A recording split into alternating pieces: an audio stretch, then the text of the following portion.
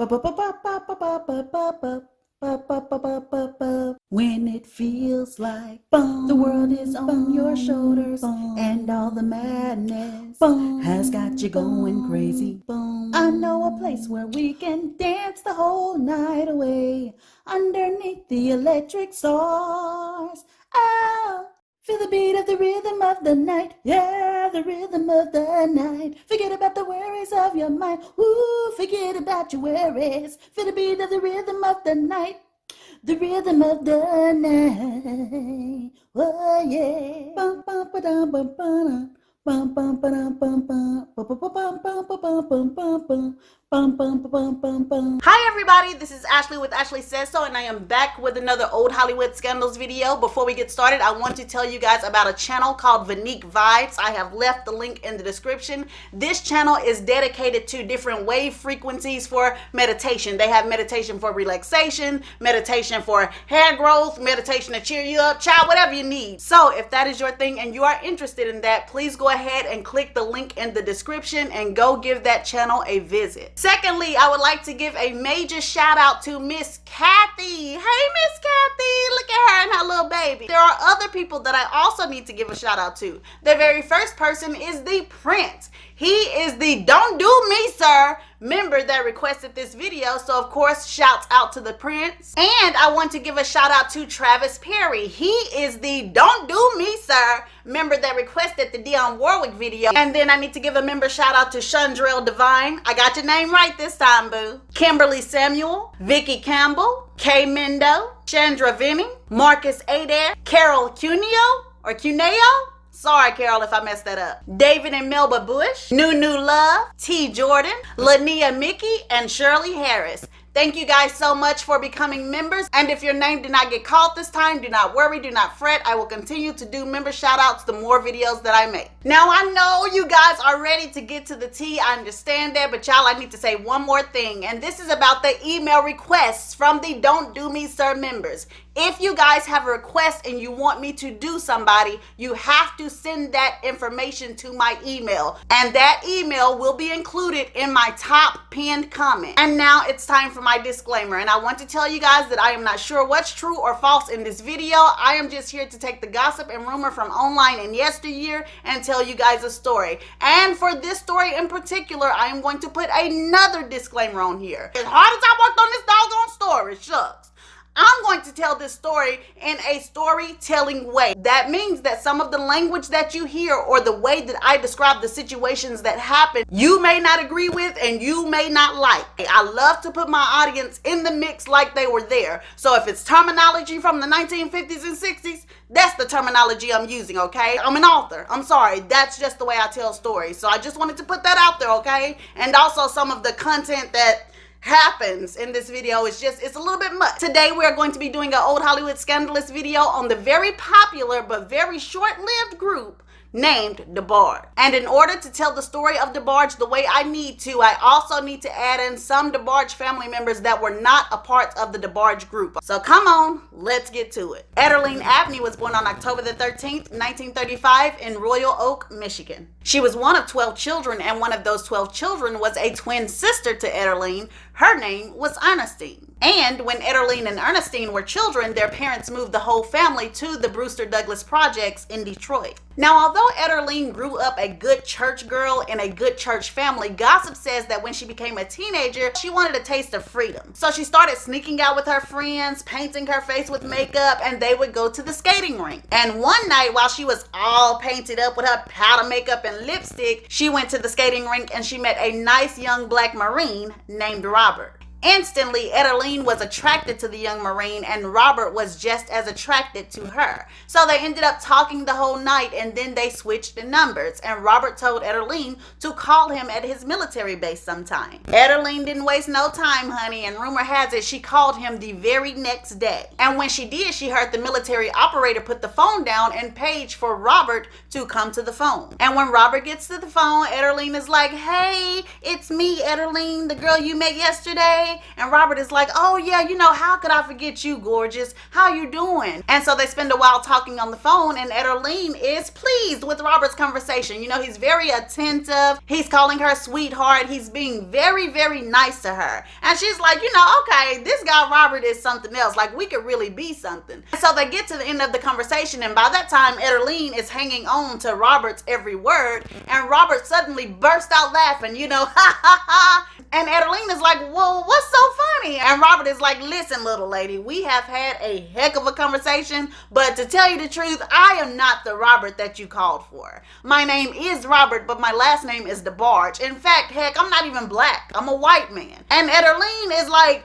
oh my gosh, what is going on? You mean to tell me this whole time I've been talking to a white guy? And he's like, yes, you were talking to a white guy, but let me tell you something, doll. I love black women. I only date black women. I don't date white women. So, you know, I did have a nice time conversing with you. And if you give me the chance, I'd like to come and meet you face to face. And it is rumored that this really blew Ederline away. It said that she was taken aback, but was pleasantly surprised at the way this white guy was like telling her so boldly that, hey, I like black women. So she was flattered. So she ended up saying, yes, I would like to meet you face to face. And they set a date to meet at the skating rink. And they did end up meeting at the skating rink. And once again, it is said that Ederline was taken aback by how handsome Robert was. In his younger years, Robert DeBarge was a looker. So Ederline was like, wow, this guy is cute. You know, he looks good. And then when they did go off and start talking to each other to get to know each other, Robert was very romantic, even in person. You know, he was telling Ederline how beautiful she was, you know, how happy that he was that she would give a white man a chance. You know, he just knew the exact words to say, because rumor says that Ederline did not care for her dark skin. And to be fair to Ederline, back at that time, I'm sure she was not the only person with that mindset, okay? So to be fair with her, but I will like to say this, a person with that mindset that feels like, you know, oh, I wish I wasn't so dark and all this kind of stuff, it is very easy for a person, especially a person from a different race, to come in and sweep that person off of their feet. And that is what happened to Ederline. Along with Robert saying what he was saying, he was very bold. He was holding her hand, and then said one day they met up, he swept her up and gave her a kiss, you know, didn't even ask her, just swept her up and kissed her. And by the time he was done, it was like, whoo. She saw that as being bold. You know, she saw that as Robert being like, you know, I don't care who watches. I love this black woman right here, and this is who I want to be with. And then she saw it as even more romantic and more bold when he showed up at her house after she had told him, listen, I don't want you to come to my house. I don't want you to know where I stay. Well, lo and behold, Robert shows up at her door. Walks in there, hey, mama, how you doing? What's up? Grabs her mama into a big old hug, you know, just doing all kind of stuff that was unheard of, and definitely was unheard of for a white man to be doing with a black family at this time. And so, as I stated before, Ederline is on cloud 9 with Robert's boldness, with the way he's going after what he wants. But it is said that although Ederline saw it this way, a lot of her friends were saying, okay, this ain't bold, this is controlling. But when they voiced their concerns, that Ederline thought everybody was jealous. You know what I'm saying? She felt like, listen, I'm gonna be with this man, he loves me, he cares about me, y'all just hating, y'all jealous. Boo, I got me a white man. It is what it is. And then soon Robert surprised everybody when he asked Ederline to marry him. And he called his mother to tell his mother that he was going to marry Ederline. And to give you a little background on Robert's mother was a very domineering woman. And yes, she was racist, but she controlled Robert's father. In his household, when he was growing up, his mother's word was law. And Robert did not like this. He did not like to see his mother punk his father, pretty much. I mean, that's what she was doing. So he could not stand his mother. So anything that his mother was for, Robert was against. And a lot of people feel like this is why he chose Ederline. Not only her, but any other black woman that he got with. They felt like it was a mental thing where he was just trying to hurt his mother. So anyways, there's a little bit of background about how Robert was raised and what was going on with him. But like I said, he called his mama and he told her, I'm going to marry Ederline. And his mother was like, if you marry her, you out of this doggone family, we're gonna disown you.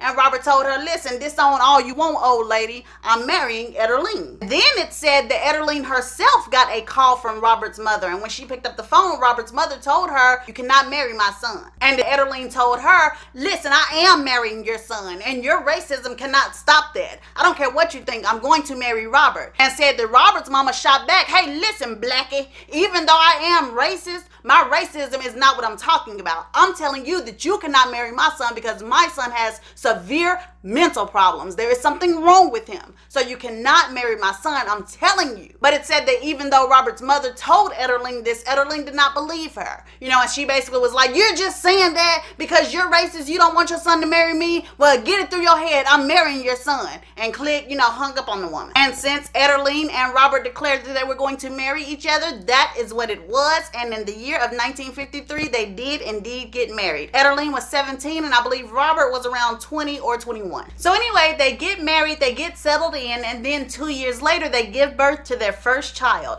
And it is a girl, and her name is Ederling. She is named after her mother, but nobody calls her Ederling because as soon after she's born, her aunt, Ernestine, gives Ederling Jr. a nickname of Bunny. So everybody in the family calls Ederling Jr. Bunny. And listen to me, after Mama Ederling gives birth to her daughter, the babies do not stop coming, honey. So I'm going to go ahead and name them off right now. First, there's Bunny, born March 5th, 1955. Then there's Robert DeBarge Jr., aka Bobby, born March 5th, 1956. Tommy DeBarge, born on September the 6th, 1957. William DeBarge, aka Randy, born on August 6th, 1958. Mark DeBarge, aka Marty, who's born on June 19th, 1959. Eldra Patrick DeBarge, aka Elle, was born on June 4th, 1961. After him, there is James DeBarge. He's born on August the 22nd, 1963. Jonathan Arthur DeBarge, aka Chico. He's born on June 23rd, 1966. Lastly, you have twins, Carol Peaches DeBarge and Daryl Young DeBarge. They were born on June 5th, 1969. So like I said, once Mama DeBarge got started, Mama DeBarge did not finish or something, child. I don't know what happened there. The woman had a lot of kids. And I also want to say that even though I said that more DeBarges would make it into the story that were not a part of the group DeBarge, the line stops at James. Chico, Daryl, and Carol will not be making an appearance in this story, okay? So let's get back to the story. So anyway, Ederling gives birth to Bunny, and it is claimed that as soon as she gives birth to her, her husband Robert started to act crazy. And when I say crazy, I mean he suddenly starts treating Ederling like garbage, straight trash. Baby, he starts accusing her of sleeping with everybody. He starts calling her out her name, cursing her out, and then he starts busting her upside the head. Ederling was walking around with all kind of black eyes and busted lips. But Robert didn't care. Child, he thought he was part of the WWE. I mean, just handing out tail whoopings. And the thing about this is that even though he was doing this, Ederling stayed. She did not leave. She wanted her marriage to work. But because she stayed, there were no repercussions to Robert's actions. So this gave him ammunition to do even more. So as their children got a little bit older, Robert also started busting them upside the head. It was WWE for everybody now, like the whole family. He was really hitting on them. And I ain't talking about just no whoopings or nothing like that. I'm talking about he was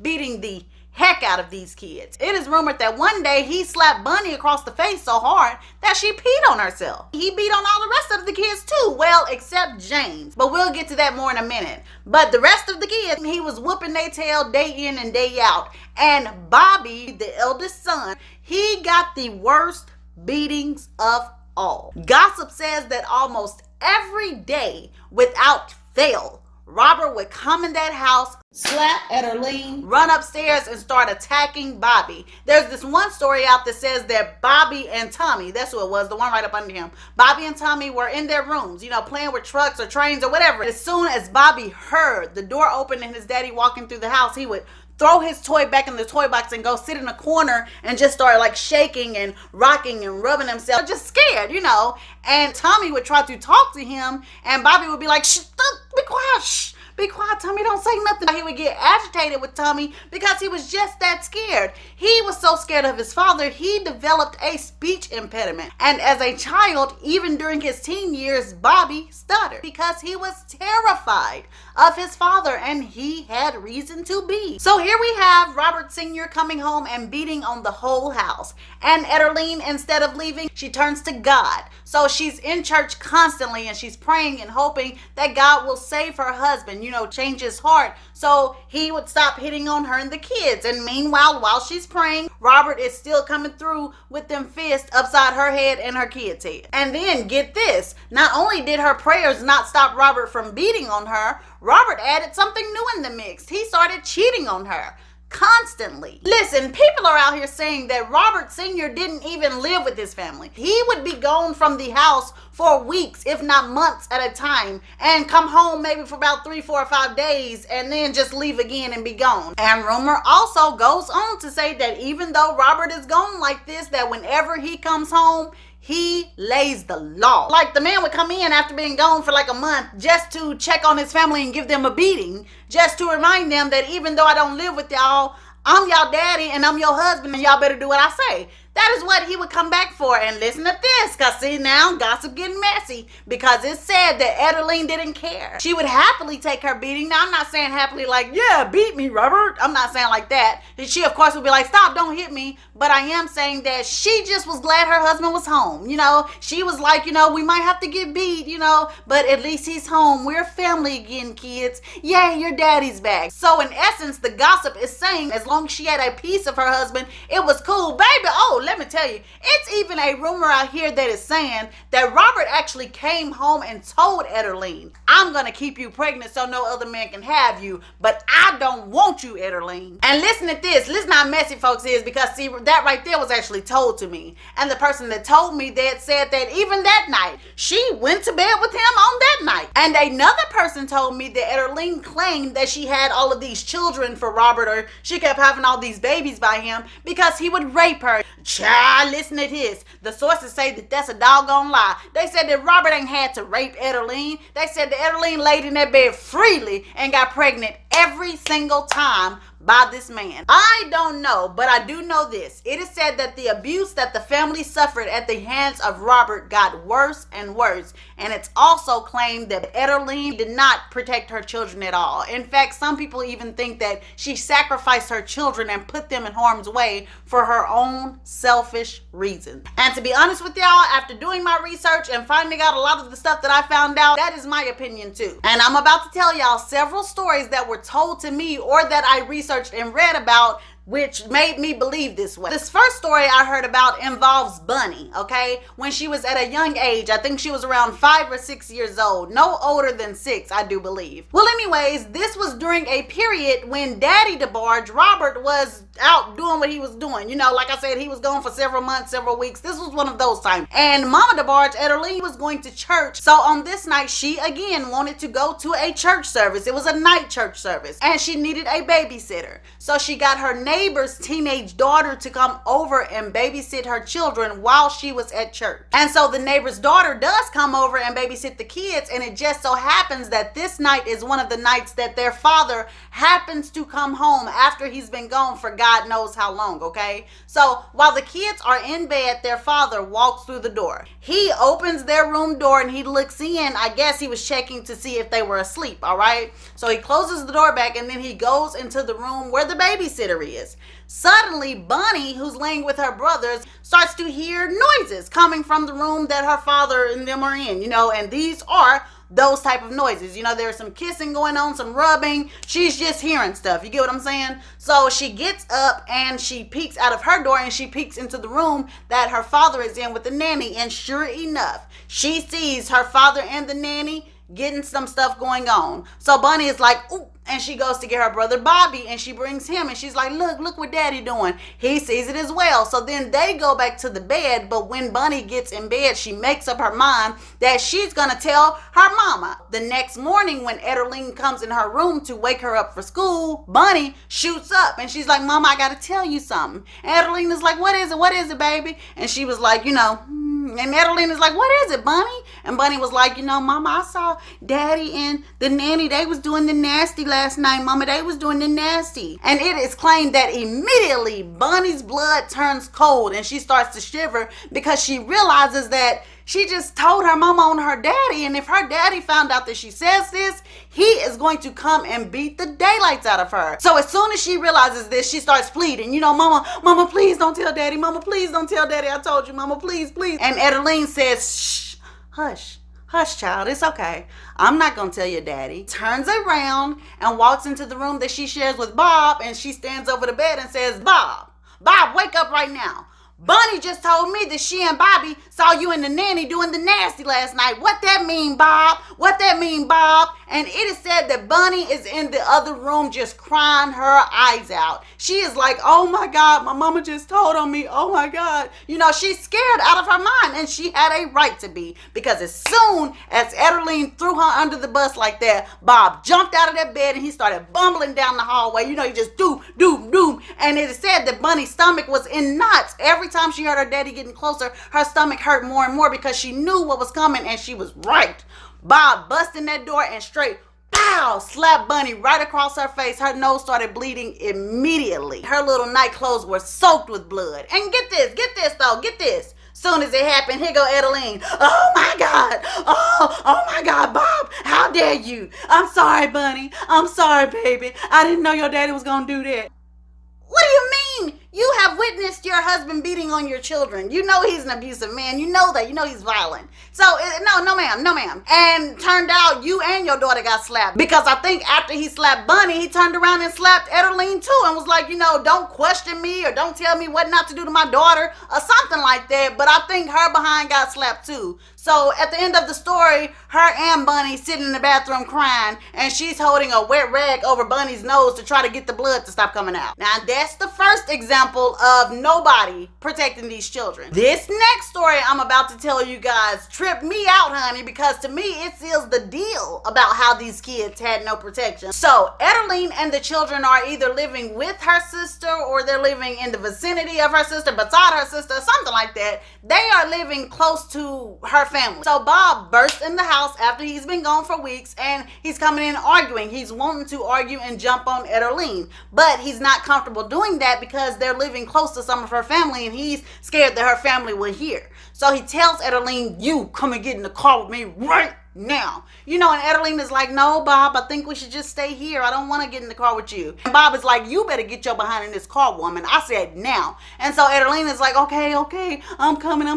And instead of her going to get into the car, she goes into her children's room. And I think around this time, she's pregnant with one of them, and there's like 3 or 4 that's already born. So anyways, she wakes them up out of the bed, and she's like, come on, kids, come and get in the truck with me and the daddy. We got to go. And the kids are like, Mama, what's going on? And she's like, shh, just come on, get in the car with me and your daddy. And the story says, it is claimed, what was told to me is that Adeline was trying to use her children to be in the car with her because she figured if the kids are in the car, they got to sit in between us because it was a truck. I'm sorry. So she was going to put the kids in between them, and she figured like he either ain't going to be able to reach me, or maybe he won't act so crazy with the kids in the car. Whatever the case, she was using her kids to protect herself. That is what was established when it was told to me. So they get inside of the truck, and while they're driving, Bob, or Robert Sr., starts in cursing and fussing. And this night he is acting really crazy because he starts blaming Adeline for his parents not having anything to do with him. He starts saying stuff like, it's because of your N-word, and it's because you're a little black, you little darky, all this kind of stuff. It's because of you. I married you. My family won't have nothing to do with me, with your black tail. He just going off. And so he's getting madder and madder, like outrageously mad. And Adeline is getting more and more scared because she's like, okay, he's about to jump on me at any second. Like, I am terrified. And so they're riding down the highway, and Robert is just driving and just cursing, I can't stand you, woman, you this, you that. And all of a sudden he hears a clack sound. So he looks over to the side. His passenger door is open, and Adeline is gone. She has opened the door and did a tuck and barrel roll, and then jumped out the car and just rolling down the highway. And when she finally comes to a stop, she jumps up and she's like, hey, help me. And so a young black couple pulls over opens the door. Ederline jumps in, slams the door, speeds off down the highway. And I mean, I'm laughing because of the way I described it. I laugh at myself just like y'all do. I'm not laughing at the situation just the way I described it. But anyways, this really happened. And I mean, it's like she doing some Indiana Jones stuff to save herself. You know, she's gotten out of that is great. But her children are still in the car with this maniac. She has left her children in the car with their father, a man who has no qualms about going upside his kid's head. And the story says that the kids were in the car, you know, crying and shaking and scared. They didn't want to be with their daddy. And luckily, I think it said that he did not put his hands on them that night. He actually went and took them back home. And then he went to the hospital because he figured Ederline would be in the hospital since she was pregnant. And he was right. She was in the hospital and the cops were there as well and they were talking to her. But it is said that although Ederline was telling them, like, there's my husband, you know, he put his hands on me, he beat me and all of this good stuff, the cops saw that he was a white man and were like, you know, oh, okay, our job is done here, and left. And you know, I don't know if it's true or not, but I can kind of believe that because of the time period that they were in. This next story is going to show that not only was Robert cheating, he was living a whole other life outside of Ederline. Okay, so the story goes like this. Around this time, Robert had come back home. Like, he was living there and had been there for like months at a time. So him and Ederline are really together. He's being a father. Still beating on everybody, but he's in the home. And Ederline is enjoying having her husband home with the family. And Ederline supported this. She was happy to hear that he wanted to have a job to support his family. Even though when he had a job in the past, he rarely, if ever, sent her money to help with the family. I guess she just figured now, you know, he's going to make a change. He's going to be a real father and a real husband. So yes, he needs to get a job. And I think she suggests to him that maybe he should go and try to drive trucks. That she heard somebody was hiring for truck drivers or something like that. So Robert is like, yeah, I'll go do that. Good job, Ederline. And so he goes and he gets a job with a trucking company. And the family is happy. Ederline is happy. But there's just one thing about it. Now that Robert is driving trucks, he tells Ederline, like, hey, this trucking company is making me drive all over, so I'm not really going to be home like that. And Ederline is like, you know, man, I really wish I could have you here, but it's cool. You know, you got to make money for your family. So Robert sets off and he is driving these trucks. And he is gone for months at a time. He comes home every once in a while, but he's mostly on the road. And even though he's on the road, Ederline is noticing that she's not seeing any money. So Robert is again working and not sending her any money. And then she finds out just where his money is going when a neighbor or a friend or somebody knocked on her door and was like, girl, you know, I didn't know you and Robert had split up. How long that's been? And Ederline is like, where you hear that lie from? Who told you that? We haven't split up. And the neighbor is like, yeah, I'm pretty sure y'all got to be split up because he ain't been over here. And Ederline is like, that's because he gone, he driving trucks. And the neighbor is like, no, ma'am. He ain't driving no trucks. Robert is staying with another woman. And Ederline is like, what do you mean? And the neighbor takes her finger and points up the block and around the corner. And what Ederline sees when she goes to look is Robert's car. Robert has been staying with another woman who lives right up the block from Ederline. He wasn't going nowhere on that trucking job. As a matter of fact, he didn't even have that job for long. He just was shacking up and living with another woman. And Ederline went on to find out that that was his woman and she herself was the side chick. Now, she had the label of wife, but as far as actions, Ederline was very much the side chick. This new woman that Robert was with was his woman. He was in love with this woman. And when all of this information came out, gossip says that Robert came over to Ederline's house and told her that himself. Told her, like, Ederline, I'm sorry, I don't want to be with you no more. I found me somebody else. I want a divorce. And Ederline is like, Robert, I'm pregnant. How can you say that to me? And indeed she was. I think she was pregnant with her 5th or 6th child. You know what Robert told her? I'm sorry, I don't care that you're pregnant. I cannot leave my woman and our children. And Ederline is like, but Robert, what did you say? And Robert was like, yes, I can't leave my woman and our children. Yes, ma'am. Yes, sir. You out there in the audience? Yes, it is true. Because he had been supposedly driving trucks around a year at this time. And majority of that time, he was just living with this woman. So in that amount of time, he had had a daughter with her. And then she was pregnant right now. Right at this time, he was having this conversation with Ederline. That woman was pregnant. So yes, she and Ederline were pregnant at the very same time. And when Ederline found this out, she continued to beg for her marriage, and Robert told her, no, I do not want you. I want a divorce. And Ederline said, finally, I'm not giving you a divorce. I'm just not gonna do it. So Robert was like, you know, whatever. And then he went back to his other lover. And because the other woman felt like she was Robert's rightful wife, whenever Robert would be missing from her house and gone from weeks, she would come up to Ederline's door and knock on the door and be like, I know Robert in there. Tell him he needs to come home right now. And Ederline would be like, Robert is not here. He's not with me. So he's not with you no more. Oh yeah, baby, he's still with me. He just done left for a couple of weeks and he probably over there. Like, you know what, Ederline? I'm sick of your crap. Bring your tail out here so I can whoop your behind. I'm finna jump on you. And this woman was not no church going woman. Like, this woman was worldly. She liked to drink and gamble, and you know, so this was a tough woman. So Ederline didn't take her little tail out there. Ederline started praying, baby. And then she started praying where the woman could hear her. And then she told the woman, you know, I'm not gonna fight you. God gonna fight my battles, and God gonna get you because you messing with a married man. Robert is my husband. That's my husband, and I want him back. And God or Satan or somebody answered her prayers, because she did indeed get her husband back. But the circumstances under which it happened are ridiculous. Baby, go get your teacup and listen at this. So supposedly Ederline is at home with her children, and there is a knock at the door. When she goes to open the door, she sees a man that has bandages all over his body. You know, he just out there looking like a mummy. And she's like, you know, sir, may I help you? And Robert is like, it's me, Ederline. I done come back home. So he gets in the house, and Ederline is like, you know, Robert, what happened to you? And he tells her, well, that woman I was with, she got all her brothers to jump on me. She done left me. I just want to come back to you, Ederline. I love you. I love you. Well, get this, baby, because here comes some piping hot tea. Come to find out, the reason that the woman left him and had her brothers jump on him is because the woman had came home from work and opened her eldest daughter's door, the daughter that she had before she started dating Robert, and found Robert on top of her daughter. That is why her brothers beat his tail and sent his tail back home. He had been molesting her child. But get this though. It is said that within a few days, Ederline found this information out. She ended up knowing that that is what happened, and she still took this man back with open arms. And if y'all think this is messy, go ahead and buckle up, because it's finna get even messier. So now Ederline and Robert are back together. He is back actually living in the house. And I think around this time she ends up giving birth to her son James.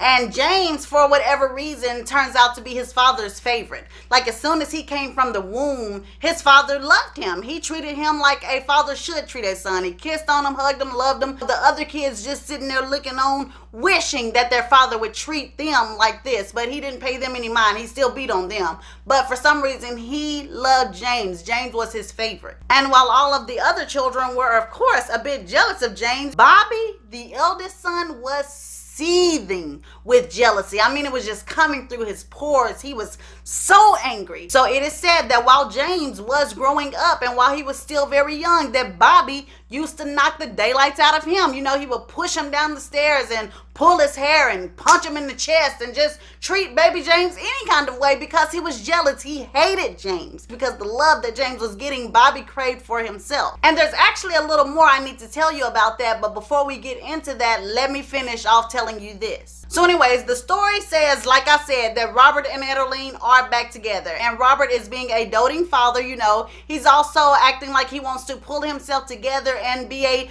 good man for his family, or so Ederline thought. But the children, they thought different. So they wonder, like, what is daddy's true angle? Like, there's no way that this man just all of a sudden is a good family man. Our daddy don't give a doggone about us. So what is really going on? But child, let me tell you something. They didn't have to wait too long to find out, because one night Ederline went to church like she always did, going to those night services, okay? And now that Robert was in the home, she didn't have to find a babysitter because she just left the kids with their father, all right? So Ederline goes to church. Robert is there with the children. He sends the children up to bed.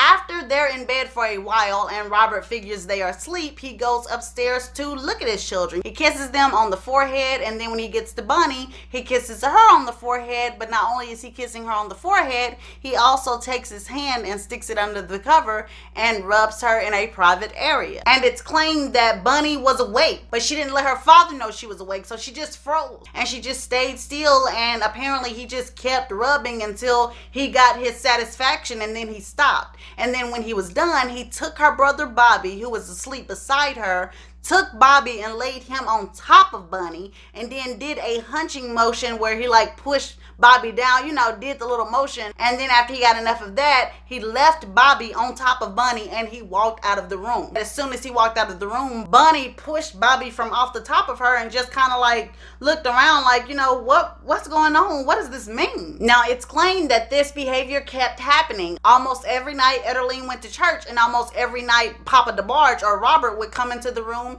and do this to Bunny. And it's also claimed that Bunny wanted to tell her mama Ederline, but she was too scared, because plenty of times before she had told her mother, and her mother would lie to her and tell her, I ain't gonna tell your daddy, and then she'd turn around and tell the daddy, and Bunny would get a beating for it. So she never said anything. She held it in, and because she held it in, the abuse got worse. When she was around 9 years old, she was in the bed and her daddy came upstairs, and Bunny was expecting him to do the rubbing thing like he always did now, but instead he picked her up, took her down to his bed, and actually had full-blown intercourse with her. And not only did he have intercourse with her, it said like this, like he treated Bunny like that was his woman. You know, his 9-year-old daughter, he treated her like that was his woman. It is said that even after they were done, he laid in the bed beside her with no clothes on and fell asleep. I mean, like that was his woman. You know, it takes a lot for a man to be comfortable enough to fall asleep beside you with no clothes on after y'all get down. You know what I'm saying?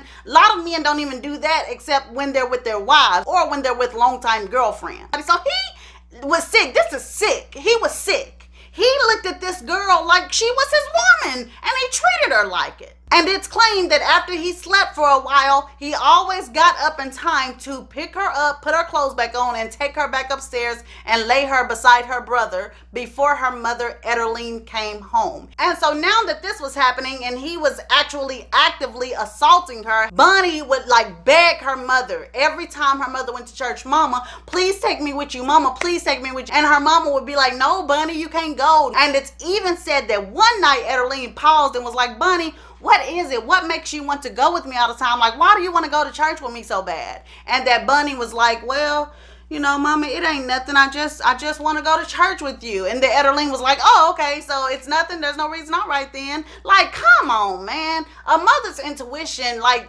I'm sorry. It just seems like to me that this woman knew that her husband was molesting her daughter. Listen to this story right here. So when Bunny was around 12 or 13, she was walking home with a cousin or a friend or somebody. They were walking home from school. And so they was talking about how cute the boys was and who they wanted to kiss and, you know, just giggling, having a good fun time like little teenage girls do. And the friend was like, Bunny, you don't know nothing about no kissing. You don't know. And Bunny was like, yes, I do. I do know about kissing, And then the friend was like, yeah, no, you don't. And Bunny was like, I do, because my daddy, he be kissing me, and my daddy, we do the nasty. And so the friend is like,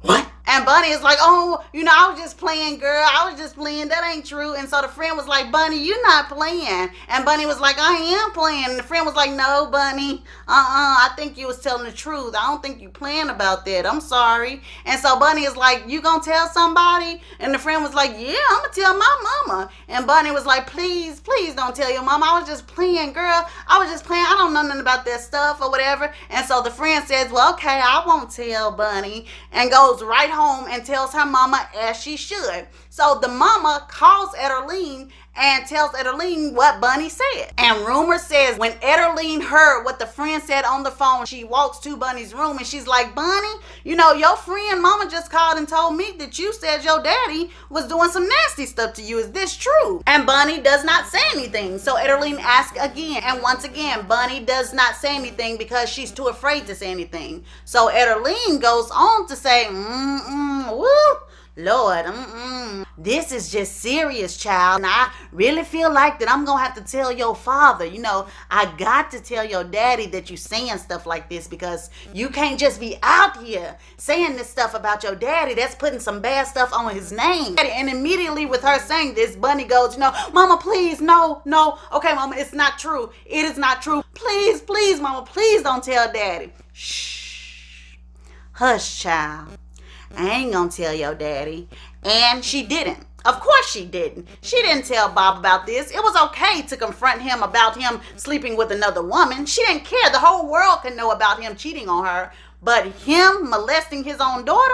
Oh no, of course she couldn't let this get out to the public. Heck, she couldn't even let Bob or Robert Sr., whatever you want to call him, she couldn't even let him know that this was being said about him. No, this is something that had to stay under wraps. And I truly feel that the only reason that Ederline even brought him up to Bunny was to scare her. And I think that she felt like she had done that. I think she felt like just by bringing his name up, she had scared Bunny to shut her mouth and to not say this anymore, not in her presence or anybody else's presence. So I'm pretty sure by now a lot of you guys who had not heard about the DeBarge story are just like gritting your teeth and your head is just like, wow, what the heck is going on? Well, listen, let me make it even more uncomfortable and disturbing for you. Not only was Robert, or Daddy DeBarge, whatever you want to call him, not only was he assaulting Bunny, he was doing the exact same thing to Bobby. Yes, it is rumored that not only was Robert DeBarge beating Bobby every day, he also was taking his son into a side room at night, and he was also molesting him.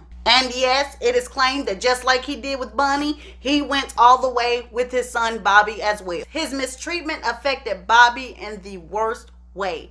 Bobby ended up becoming the devil seed. Like I said, he was already beating up his brother James all the time, pushing him over. But it wasn't just James that he was beating up. He also was beating up his other younger brother. But get this, he's not only doing that, he's also beating up children that are outside of the family, as well as lighting fires in people's garages, throwing rocks through people's windows. Baby, it's even rumored that it's very possible that he started to kill small animals. And then let me tell you one of the worst things of all that Bobby did. He started to sexually assault his younger brother James. And rumor has it that James is not the only one that he sexually assaulted. It is said that he also sexually assaulted his brother Tommy. Child, listen to this. One night when Tommy was around 12 and Bobby was around 13, Tommy has just gotten out of the tub, okay? So he runs with a towel around him into a room that he shares with his brother Bobby. And when he gets in the room, he's drying off with the towel and he pulls on his night clothes. Well, it said that when he turned around to face Bobby, Bobby was just laying in the bed looking at him. And gossip says that Tommy said that when Bobby was looking at him, he became uncomfortable because Bobby was looking at him in a weird way. And so Bobby is just looking and Tommy is like, what's going on, Bobby? And he says that at that moment, Bobby asked him, hey, Tommy, hey, bruh, do you know how to jack?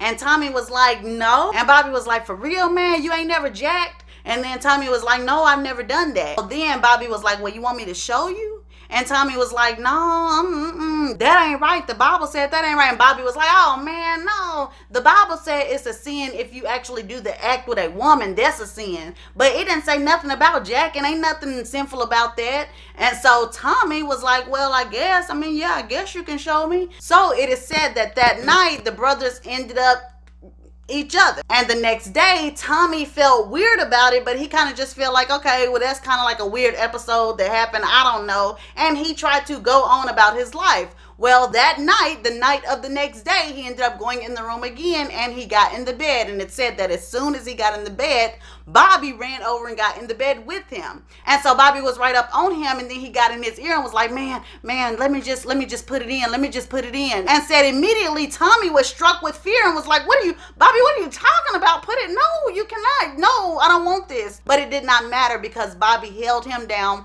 and he did force himself inside and, did what he did. So he ended up assaulting his brother. And the sad part about it is that after that night, he continued to assault his brother. And also what's sad about it is that after he started assaulting his brother, he would humiliate his brother in public. Like they would go out and go somewhere and play, and Bobby would be like, look at you, Tommy, you know, you can't do nothing right. Basically humiliating his brother. And that sounds like to me like a psychological thing where Bobby tried to project that persona onto his brother. But to Tommy, he was a child. He didn't understand this. So he thought his brother hated him. He thought Bobby hated him because at nighttime, Bobby would hurt him. And then at daytime, Bobby would hurt him. And for those of you wondering, yes, Tommy is the brother that was also a member of the band Switch along with his brother Bobby. Now, everything that I have said so far has been scandalous and crazy and just whoop, child, I know. But listen, I had heard a lot of that already, okay? And some of you may have too.